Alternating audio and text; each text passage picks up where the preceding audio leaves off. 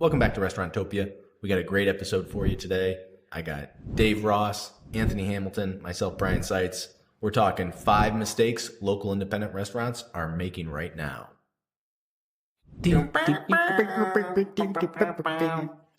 All right. Okay.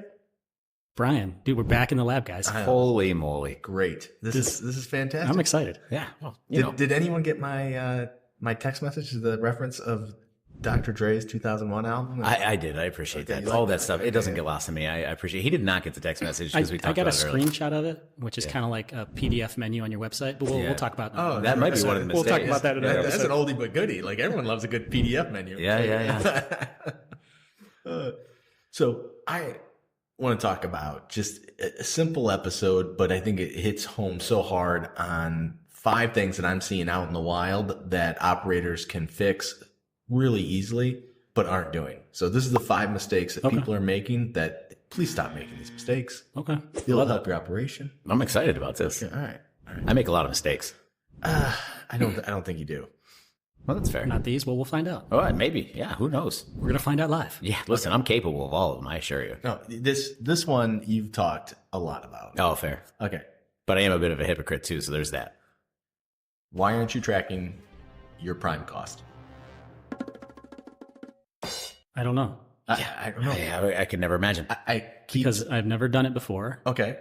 And so far, I feel like I've been successful and made money. Yeah, okay. But how are you doing right now? Are you making It's money? It's tougher. Okay, It's tougher now, okay. yeah. All right. Is this something I should start doing? Is something you should absolutely start yeah. doing. If you have a great operation or you're struggling, you absolutely have to be tracking your food costs and your labor costs. Your prime number should be tracked every single day. Every single day. Every day? If you have any issues, I'd say every day. Yeah. If you don't have any issues and you think you're making a ton of money, I would do it at least weekly. If you're doing it once a month, Listen, make shit it. on my point. Go ahead. I know I'm not going to do Go that. ahead. No. I just wanted to say, I think it's important to mention that you feel like you make a lot of money, but you have no idea how much money you're leaving on the table until you track those KPIs. And I had an experience in my career where it was like a joined forces with a restaurant group that was largely very successful. But there was no tracking the organization, none of that stuff. And then once we started it, we realized, oh gosh, we were doing well, but we could have done so much better. So I guess if I talk about this, Brian, what I see too, and I can't disagree with you whatsoever, because I think prime cost management, and if you don't measure it, can't manage it, right? That sort of thing. So can we break down how easy it is to manage prime costs? Because I think a lot of people, first of all, don't understand prime costs in their totality, but also too, just drumming up the data on a consistent basis seems like a laborious task. But when you get in the rhythm, it's really only 10 minutes. Yeah. So what would you do? If you had a new restaurant operator, he's got a good GM and a good staff, how are you implementing this right now? Right now. Yeah. Well, I start a spreadsheet, first of all, and I reach out to one of us and see if they have a template, because I know each one of us probably has like 6 or 7. I think we have some templates. Yep, we got some templates. They'll be in the show notes. And then really what it boils down to, what it boils down to is you have to track your purchases, right? Because in this world, if you're going to track your KPIs in that level, you're certainly, if you want to do it 100% accurately or even 95% accurately, you're going to count inventory. And at this pace, you can't afford to count inventory that often. So what you do is you have to accept the fact that you're going to work with a relatively inaccurate data set because you're not accounting for your inventory. So you're assuming that your inventory levels are average, right? Which they largely are, believe it or not. They fluctuate very little when you count them on a regular basis. They 100% are. Like, Right. I don't see this need, and I see so much software out there that is going towards tracking your inventory. I see it with alcohol and those sorts of things. Yeah. But, I don't, you track your top 5 items, and that's probably all you need to do. Right. So the big movers, center of the plate items, liquor bottles, I think are important inventory if on a nightly basis. But the dry stock and everything else, when it comes down to it, it's nice to count it. It's a luxury for loss control, for organization, for rotation, stuff like that. But oftentimes I find it's not worth the investment because you have 4 employees that are dedicating, 2 for the bar, 2 for the back of the house, and 8 hours a piece. So you got 32 hours of labor in it monthly, just count inventory so you don't lose a box of beans. It doesn't add up, right? It doesn't, and you have the ability to identify issues if you just track your prime costs. So you got theft, overportion, or waste. Yeah. So those are your 3 things that are going to affect your food costs. Well, don't forget menu pricing. Yeah, but right? Because that's what I find the biggest one is. no, And that's predicated on costing, obviously. I'm making the assumption that your menu is costed out from the beginning. Dangerous assumption, but I feel you. Okay. Yeah. So You'd be surprised, man. Yeah. And we talked about that quite a bit in the past. Costing a menu should be 101. If you don't have your menu costed out, you're shooting blind, period. If you're going to do any exercise, that's the one you got to do. Is that one of your mistakes? well, should the episode be the 6 mistakes? We could change it. Okay. But yeah, I think I think it goes in this one. You know what I mean? Right. You know, listen, if you don't have the data necessary to track KPIs, that's part of the problem. And honestly, that could be maybe the biggest obstacle because people aren't doing. Here's the deal anyway. You track your prime cost and are high. What are you going to do? Say, okay, which dishes are affecting my high prime cost? And you're going to have to cost out your menu. So either way, please cost out your menu. Yeah. Yeah. It's tough. Yeah. Because what are you going to do? Like, all of a sudden you find an issue, but you don't have it costed out. You can't effectively change it. And I'm very thankful because this day and age, there's so many technologies out there, especially in just shameless plug here. Hillcrest IQ is amazing for this. And it's the live food costing to where you do your food costing once and then your food costing is updated every time you get a new invoice. So as prices fluctuate, the market fluctuates, your food cost then fluctuates, and then you can pull the data real time. So I'd say it's huge to be able to pull menu engineering real time anytime you want. What a concept. Unbelievable. Yeah. But so you do the work up front. It's, it's some work, don't get me wrong, but then to have live food costs forever and ever is unbelievable. What an asset. We can do another beat on this. So how? All 5 of these could be their own episode. Yeah, that's fair. You're right about that. I'm trying to. You're trying to fat flat and potentially they should.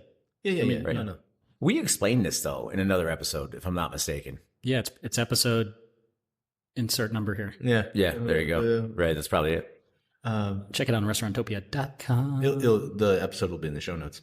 Number 2, customer contact information collection. It's our Matt Platt. Yeah. Why aren't you collecting this? Every day that goes by, you're missing the opportunity to collect this. And you got to look at your point of sale system. You got to look at putting out QR codes.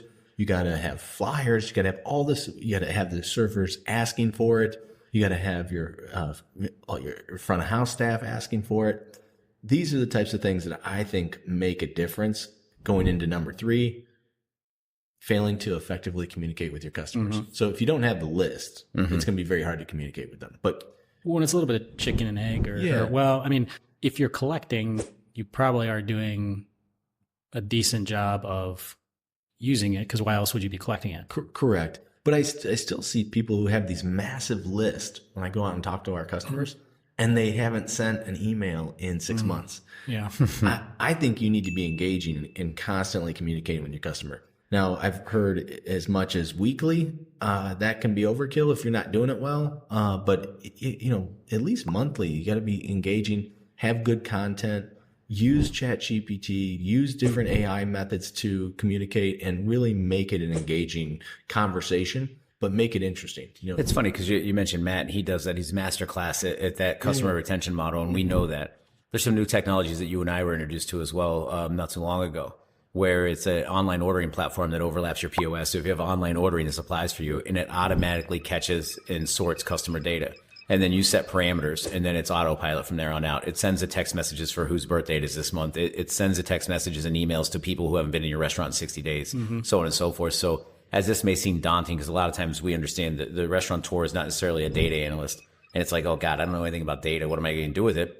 This collects the data and does the stuff to it. You just got to point and click. Yeah. This is super. What is that product? App front. And if I like it when we're going to have them on the show, I'm using it right now with a customer and testing it. And I'm super excited to see how that turns out. Yeah. So I have someone I know that's integrating it right now. It should be done by next week. And I'm really looking forward to checking in with them because I can't help but think, especially when we talk about getting younger in your dining room, attracting youth.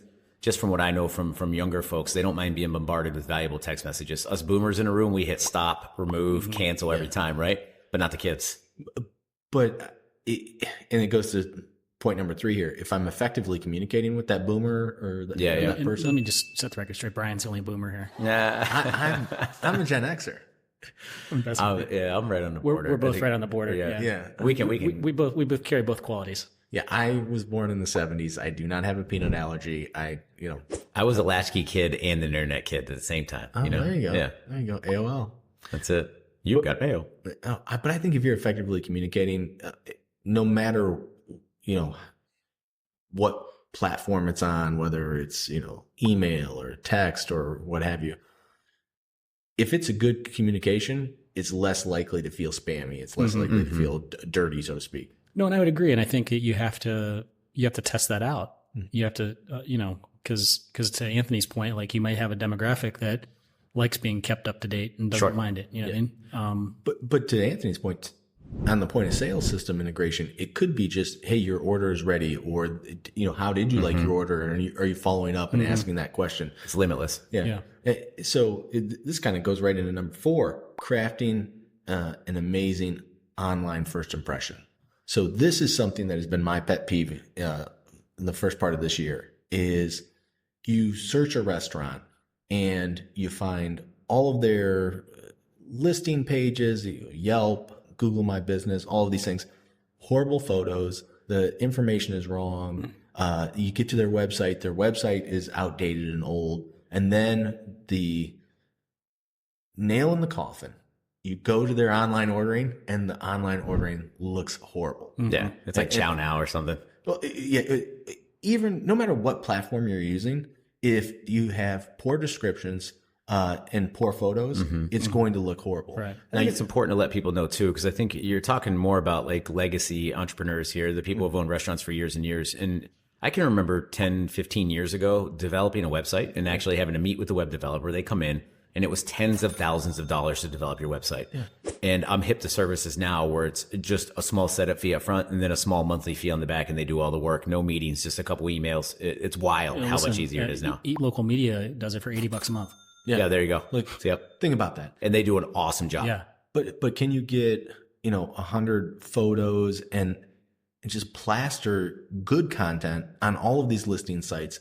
Make sure that, and we have an episode that's coming out soon on how to take good food photography. Obviously, that's 50 episodes alone, but this is specifically for your online menu. This is another pet peeve of mine is, what does your food look like on your online menu? It's a very small piece of real estate that you have to showcase that food. It's not video. It's going to be just a still image. So how do you make that really the most appealing? So I think having that first impression, people are going to find, pizza near me or chicken sandwiches near me, whatever that is. And when they come across 4 different locations, they're going to pick it by which one wowed them the most. Yeah. Sure. And the pictures are important. I mean, people like, I mean, we eat with our eyes. Well, exactly. We talk about plate presentation, right? And that's something that's in the forefront of your mind when you set a plate in front of a customer. Yeah. But when you're, you have to translate that into the new world, because, and there's another episode we're going to talk about, some other things, but like the in-house traffic is never going to get back to 2019 levels. Nope. No. It's too easy. You talk to any economist, you talk to anybody in the restaurant industry that knows data, like it's dipped so low, it will never get back. So I just saw a report the other day from National Restaurant Association. They're expecting restaurant sales to be in the 1 trillion range for the first time, right? And some of that has to do with inflation, but I don't know many people in the younger generation that cook at home for themselves. And hell, people my age have stopped cooking for themselves. So it's easier and sometimes cheaper just to order out. So to piggyback what you're talking about, or off of what you're talking about here, make sure that we pay a lot of attention to the in-home experience of your food. Please invest in the packaging. Get out of the 9x9 generic foam containers. I know they're pennies on the dollar, but the experience you're offering at home does not compare to your brand standard. Yep. So get the nicer boxes. The Tupperware, right? The stuff that you have a problem throwing away, like you get done with your meal and you're like, dang, shut those in the dishwasher and throw it away. Dishwasher, it goes go to the Tupperware again. This happened to us last night. They had these round bowls and they were actually too big for the food. The food actually looked good in the bowl and there was enough food in there, but the bowl was massive. So it traveled really well. It was a great product, and I saved one for you. I can't agree with that more. Like that's just, it's table stakes now. Yeah. And with third-party delivery and all that type of stuff, it's not going away. Nope. People are keep doing it, and the ease of use, whether it's an office building or what have you, the lunch crowd is still eating lunch. They're just ordering third-party delivery. Yeah, good bags. Get out of the cheap bags. Get out of the cheap wares. Yes. Get out of the cheap containers if you can. I mean, obviously, it's not for every model. There's certain segments we know that you're dealing with a more cost-effective or price-effective clientele base. But if you can afford it, throw a couple cents in your costing mechanism to compensate for the packaging you're about to use, because it makes a world of difference. Yeah, and it goes back to the, we always talk about, are you being a customer of your restaurant? Yeah. So like, yep. if you've effectively increased your pricing the way you should have over the last few years, most consumers are probably leaving your restaurant with some sort of discussion or thought about like, wow, that was expensive, because that's what's going on now. There's a lot of that. I mean, I just had lunch at a place that I've had lunch many times, and I looked and I was like, $80? Like, you know what I mean? It was like, how many people? there was 3 of us. Oh, That's a good lunch. yeah. You know what I mean? And so, and it wasn't excessive. You know what I mean? Like we had, we ate, there was one appetizer, you know what I mean? And I was like, wow, $80. before tip, $80, so now, So you're 100 out the door again, easy. Wow. It was fine. Like the food was great, but I had that moment of like, oof. Well, that's called your elasticity point. Right. So my point is that, if you know that that's potentially in your consumer's head, why would you give them a foam container? Why would you give them a cheap thank you bag? Why would you give them, you know what I mean? Like, so step it up. Well, it's value. Deliver value. Yeah. Right. Yeah. Exactly. Last but not least, failing to deliver exceptional hospitality. I mean, this goes back It's to free. what Dave just said, though. Be a customer of your restaurant. Go in, make sure that people are smiling, make sure that the bathrooms are clean, make sure that if they're getting to go, I got to go last night, as I said earlier. This process was seamless. The person was there waiting for me at the to-go counter. I gave them a credit card, boom, boom, I got it, and I'm out the door. It was really nice. The bags were all set up, ready for in the staging area. But the server was very nice. She was smiling. She was talkative, and she was quick. You felt like you were supposed to be there. Correct. You felt like you're supposed to be there. Right. That's nice. No, it's tough when you walk into a place and you're just wandering around. Like you don't know what to do. You don't feel welcome. It's terrible. And again, that notion's free. I get shouted from the rooftops. You got to realize that every customer visit is an audition. And it's an audition for their next visit. That's a great way to put it. Right. Thanks. And you hit them right at their front door. And it's easily trained on. It's like all you have to do is be nice and smile and say hi. Well, and it reminds me of our conversation with Jason Brooks talking about like, are you going to the curb and looking at the restaurant? Right. Are you, and then walking in the door, and then, like, and he was talking about orientation of the employees. If you remember, that episode from a few episodes ago. I mean, that's the deal, man. I gave some advice the other day. I go power wash. It was the front door, and then especially the back of house by the kitchen. There was a door there that had some grease marks that you can see on the concrete. I go power wash this. Yeah. Like first soak it with something because it's grease, but like power wash this is like, and he goes, man, I took you up on your suggestion, and he showed me a before and after picture. It was night and day. Can I tell you how important the back door is? I just had this conversation the other day. It's like your employee morale is dented every time they walk in the back door. 100%. Right? Make it clean. And if the health department walks in the back door, they're when you're purveyors, think about it. Like they're potential customers. yeah, sure, absolutely. You know what I mean? And they're Absolutely. talking. That you don't think our delivery drivers have a checklist of places they're not going to eat at? Yeah. And do you think they're not talking to their friends and That's family? what I'm saying. And Like, say, hey, right. this is where I love to eat at. Yeah, you typically don't say like, man, you should see how clean this place was I delivered today. Yeah. You're going, dude, I got instant pink eye. That goes way back. Awesome. Thanks, guys. Great episode. No, this was great stuff. Yeah, good stuff, man. 5 things that people are failing at that I really think you need to kind of tackle and get ahead of this year. It'll be the difference between success and failure. I truly believe that with rising costs and everything, if you're not looking at this stuff on a daily basis, you're losing. No doubt, man. Thanks, Brian. I appreciate it. Awesome, guys.